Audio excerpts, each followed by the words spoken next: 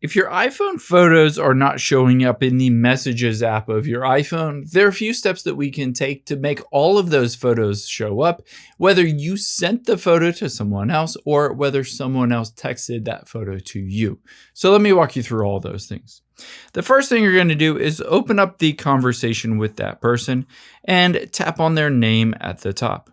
From here, tap on Photos right next to Links at the top, and it should show you all of the photos sent or received in that conversation. However, if that doesn't work for you or you don't see them in there, just hop out of the Messages app and open up the Settings app on your iPhone.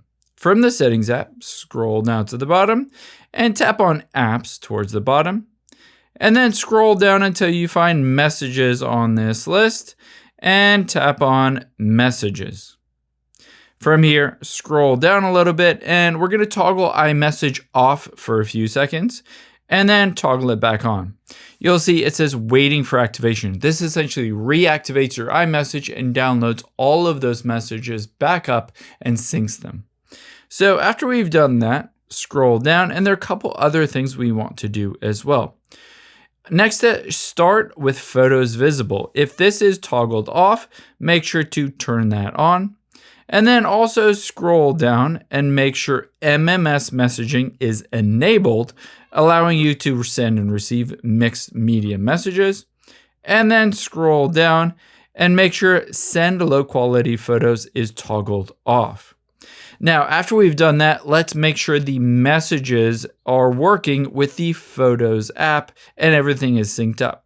So go back to the beginning of your settings and tap on your name at the top, and then tap on iCloud midway down and tap on Photos right under Save to iCloud. From here, make sure Sync This iPhone is turned on and Optimize iPhone Storage is also checked. And last, what we're going to do is go back out of here to the beginning of your settings, scroll down and tap on Privacy and Security, and then scroll down and tap on Photos midway down.